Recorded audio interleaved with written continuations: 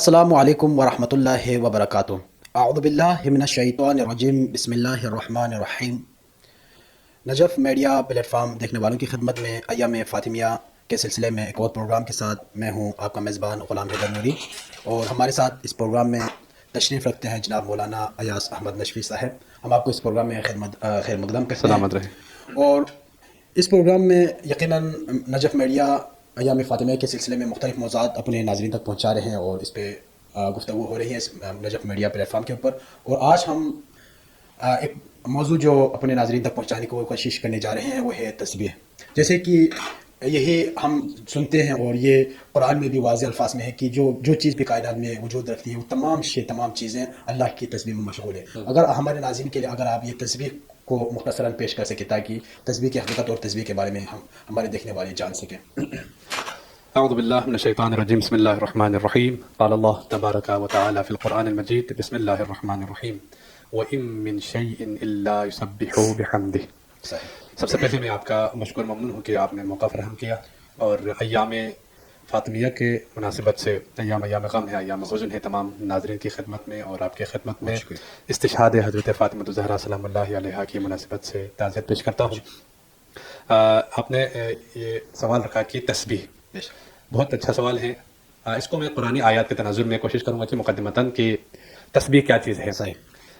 خدا متعال قرآن مجید فرقان حمید سورہ اسراء آیت نمبر 44 میں ارشاد فرما رہا ہے کہ بسم اللہ الرحمن الرحیم۔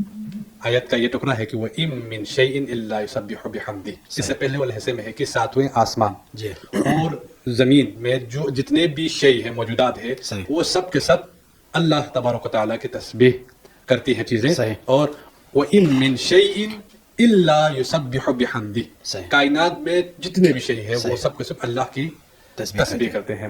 اور آگے ارشاد فرمایا کہ ہر کوئی شے اپنے اپنے حساب سے بارگاہ خداوندی میں تسبیح الہی میں مصروف عمل ہے، لیکن پروردگار عالم ارشاد فرماتا ہے وَلَٰكِن لَا تَفْقَهُونَ تَسْبِيحَهُمْ، لیکن تم لوگ اس کے تسبیح کو سمجھتے نہیں ہیں، نہیں درک نہیں کر سکتے ہیں۔ درخت کی تسبیح کیا ہے، پہاڑ کی تسبیح کیا ہے، چرن کی تسبیح کیا ہے، ہر شے اپنے حساب سے تسبیح کر رہی ہوتی ہے۔ اب قرآن مجید فرقان حمید میں چند جب ہم غور کرتے ہیں کہ کچھ ایسے سورے موجود ہیں کہ جن کی ابتدا جو ہے وہ سبح یسبح سبح سے ہوتی ہے، ابتدا ہے الفاظ کے انہی الفاظ سے شروع ہو جاتی ہیں، ابتدا ہو جاتی ہے، تو ان سوروں کو سورہ مسبحات کہا جاتا ہے۔ اسی وجہ سے تو 3 یا 4 قسم کے ہمیں دیکھنے کو ملتے ہیں، کہیں پر سبح للہ، کہیں پر یسبح للہ، کہیں پر سبح اسم ربک الاعلی۔ صحیح۔ ذرا آپ غور کیجئے کہ یہاں پر کہ سبح للہ ما فی السماوات والارض، یہاں پر لفظ ماضی ہے کہ اور یسبح للہ ما فی السماوات والارض، کہیں ایک سورہ ایسا بھی آتا ہے جسے یسبح سے شروع ہو جاتے ہیں، اور ایک سورہ جہاں سبح اسم ربک الاعلی، یہاں فعل امر سے بھی شروع ہو جاتے ہیں۔ یعنی کوئی ایسا زمانہ نہیں ہے کہ جس زمانے میں ذکر الہی نہ ہوتا ہو، ہر زمانے میں ہر لمحہ ہر وقت ذکر الہی ہوتا ہے۔ اور کیوں نہ ہو ذکر الہی کہ خداوند متعال بار بار یہ ارشاد فرما رہا ہے کہ سبح اسم ربک الاعلی، اور تاکید کے ذار کے ذکر خداوند متعال تاکید کے ساتھ ارشاد فرما رہا ہے کہ میرے ذکر کو کثرت کے ساتھ کیا کرو۔ کیوں؟ اللہ کا ذکر کیا ہے، الا بذکر اللہ تطمئن القلوب، کیونکہ ذکر اللہ جو ہے، اللہ کا ذکر جو ہے دلوں کو تقویت اور اطمینان قلب کا سبب جو ہے وہ ذکر الہی ہے۔ صحیح، ماشاءاللہ، یعنی اللہ کا ذکر کرنا دلوں کو اطمینان کا باعث ہے۔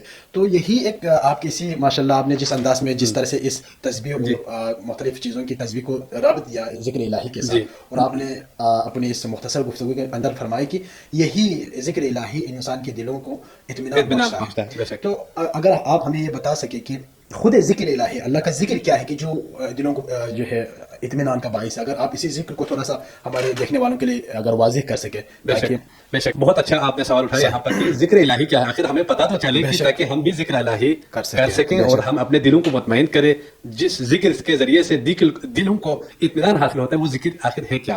بے شک۔ قبل جب ہم روایات کی طرف نظر کرتے ہیں تو روایات کے کئی طبقات ہمیں دیکھنے کو ملتے ہیں، کئی کیٹیگریز ہیں روایات کے، کہ ان میں سے ایک طبقہ یا ایک کیٹیگری، ایک قسم روایت کیسی ہیں کہ جب معصوم سے پوچھا گیا کہ ذکر کثیر یا ذکر خیر ذکر اللہ سے مراد کیا ہے، تو معصوم فرماتے ہیں کہ ہمیں روایت میں یہ دیکھنے کو ملتے ہیں کہ تسبیحات اربعہ جو ہے بہترین ذکر تسبیحات اربعہ ہے، سبحان اللہ والحمد للہ ولا الہ الا اللہ واللہ اکبر، یہ ذکر خیر کے طور پر ذکر ہوا ہے روایات میں.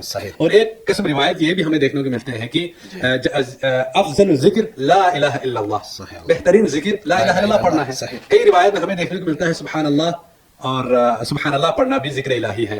ہاں، یہ پڑھتا ورد ہمیشہ زبان پہ جاری رکھنا یہ کیا ہے؟ ذکر خیر ہے، ذکر کثیر ہے.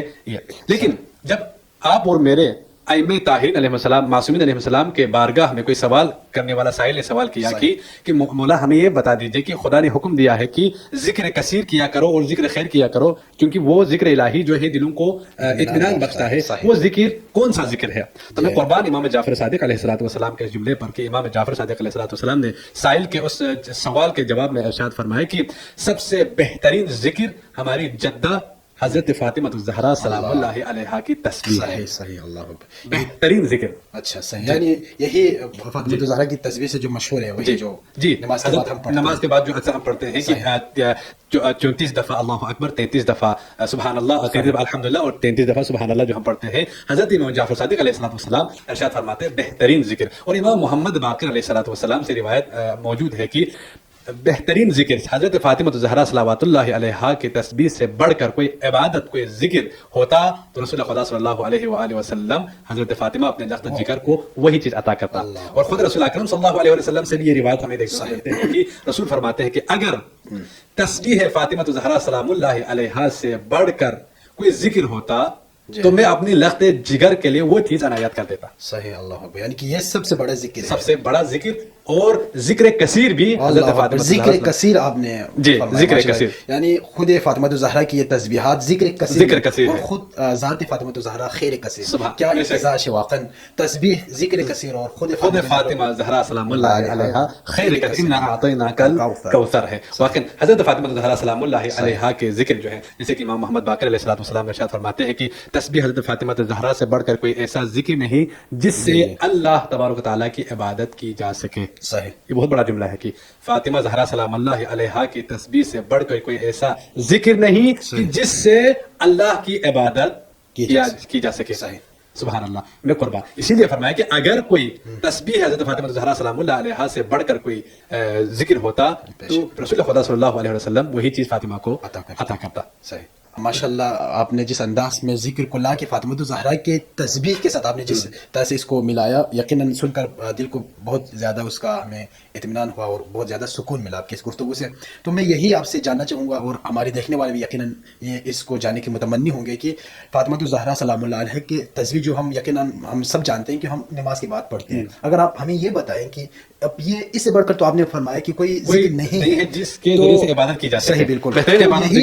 یہی آپ سے ہم جاننا چاہیں گے کہ یہ ذکر جو ذکر کثیر ہے تو یہ فقط نماز کے بعد ہی ہم پڑھ سکتے ہیں یا پھر اس کے کوئی وقت معین نہیں ہے یا معین ہے؟ اگر آپ اس کو بھی اگر واضح کر سکیں. بہت اچھا آپ نے پوائنٹ اٹھایا، یہاں پر بہت اچھا سوال کیا ہے جس کی طرف ہم سب کو متوجہ ہونے کی ضرورت ہے.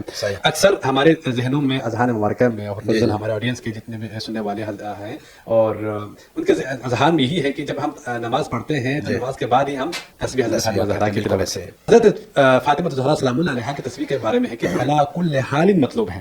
اللہ علی کل حال، علی کل حال مطلوب ہے، یعنی ہر حالت میں، جس حالت میں بھی ہو، چاہے نماز کے حالت میں ہو، چاہے سفر کے حالت میں ہو، چاہے حضر کے حالت میں ہو، ہر حال میں حضرت فاطمہ الزہرا سلام اللہ علیہا کی تسبیح پڑھنے کی ہمیں ضرورت ہے جو کہ مطلوب ہے، کیونکہ ذکر ہے، ذکر اللہ ہے، اللہ کا ذکر حضرت فاطمہ الزہرا سلام اللہ علیہا کی تسبیح ہے. اب ذکر الہی کے لیے صرف نماز ضروری نہیں ہے. صحیح، آپ سفر میں ہیں، آپ آفس میں بیٹھے ہوئے، آپ جس جگہ بیٹھے ہوئے آپ چل رہے ہیں، ہر وقت آپ کر سکتے ہیں.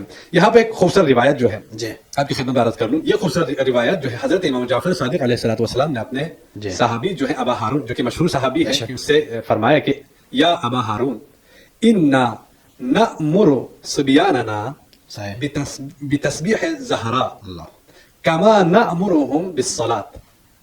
فرمایا کہ اے ابا ہارون، ہم اپنی اولادوں کو، اپنے بچوں کو تسبیح فاطمہ الزہرا سلام اللہ علیہا کا اس طرح حکم دیتے ہیں جس طرح نماز پڑھنے کا حکم دیتے ہیں.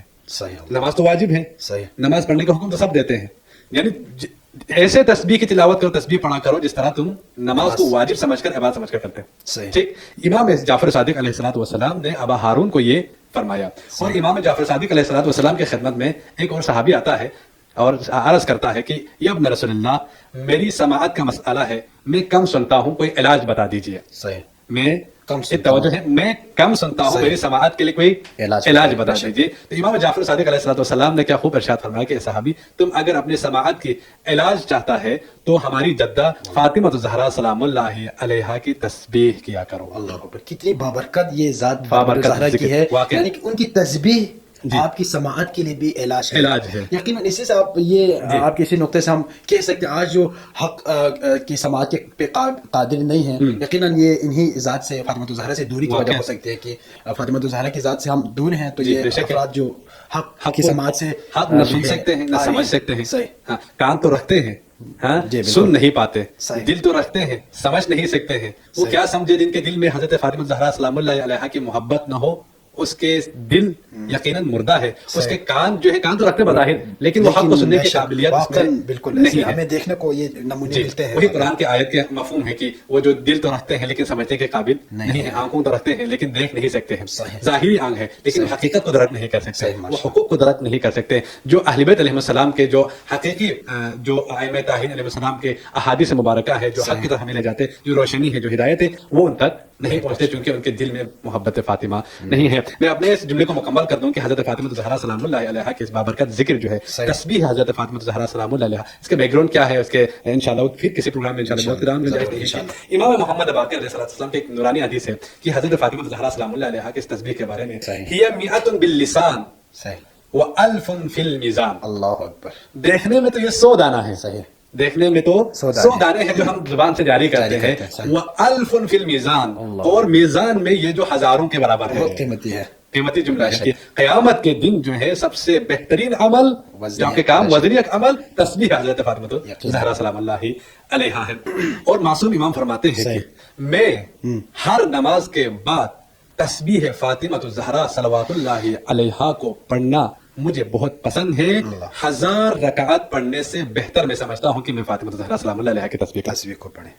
ये हजरत फातिमा ज़हरा सलामुल्लाहि अलैहा की तस्बीह के बरकत। माशाल्लाह, आपने जिस अंदाज में ज़िक्र इलाही के बाद फातिमा ज़हरा की तस्बीह के हवाले से हमारे नाज़रीन तक जो गुजारिशात पेश किए, यकीनन बहुत ही गिरान बहा और बहुत ही कीमती आपने नुकात ज़िक्र किए हैं। तो मैं आपसे यही जानना चाहूँगा, चूँकि हम जो है तस्बीहात फातिमा ज़हरा करते हैं, हर नमाज के बाद भी करते हैं, और आज हमने बताया कि हर वक्त अला कुल्लिल हाल हमें इसको करने की मतलूब है।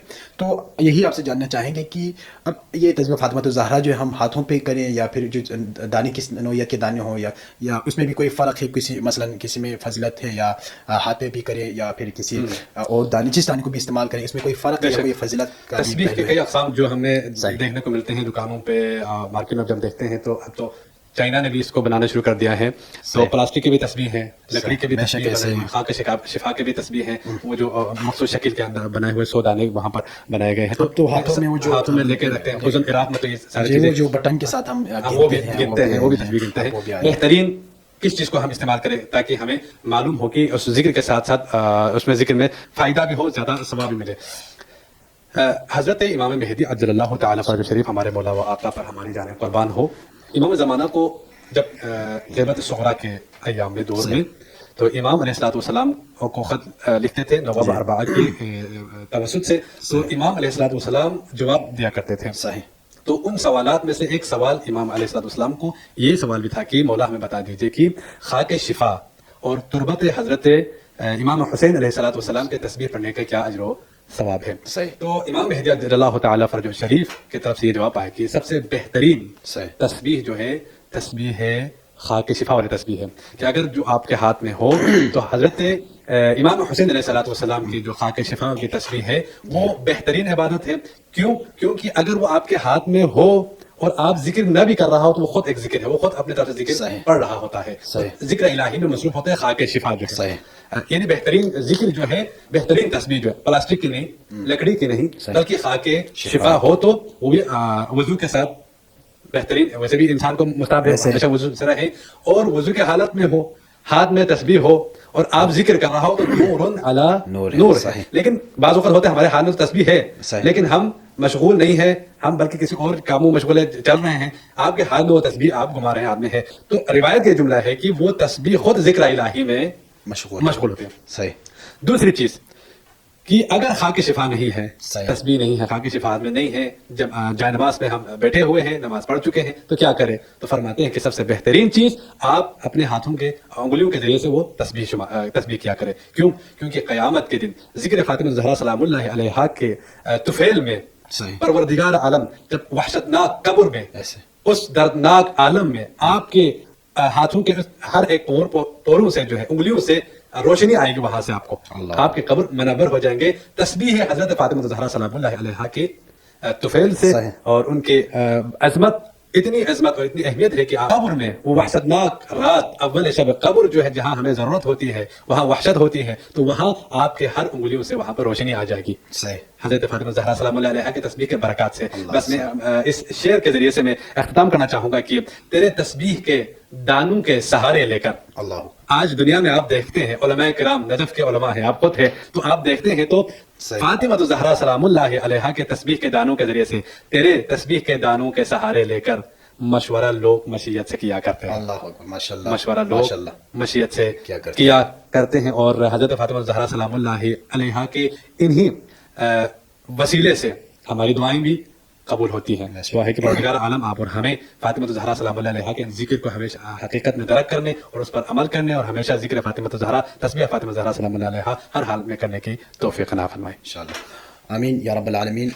ماشاءاللہ جس انداز میں آپ نے ذکر الہی، تسبیح اور فاطمہ الزہرا سلام اللہ علیہا کی تسبیح کو ہمارے ناظرین اور ہمارے دیکھنے والوں کو پیش کیا، یقیناً اس کو سننے کے بعد جس طرح آپ نے فرمایا کہ فاطمہ الزہرا کی تسبیح وہ ذکر الہی جو ذکر کثیر ہے، اور نہ صرف اس دنیا میں یہ ذکر کثیر ہے، بلکہ آپ نے فرمایا کہ یہ قبر کے اندر آپ کی ہاتھوں سے روشنی کی صورت میں بھی آپ کے مونس ہے اور آپ کے رفیق ہے آپ کے ساتھ اس وحشتناک عالم میں، جہاں پہ آپ تنہا اور ایک وحشت کے عالم میں ہوں گے، وہاں پہ بھی فاطمہ الزہرا کا یہ ذکر ہمارے کام آ سکتا ہے اور ہمارے لیے رفیق و مونس ہے. لہٰذا اللہ ہم یہی امید رکھتے ہیں کہ ہمیں ہمیشہ فاطمہ الزہرا سلام اللہ علیہا کے در اور ان کی ذات اور ان کے ذکر کثیر کے ساتھ ہمیشہ اللہ ہمیں متمسک رکھے. والسلام علیکم ورحمۃ اللہ وبرکاتہ.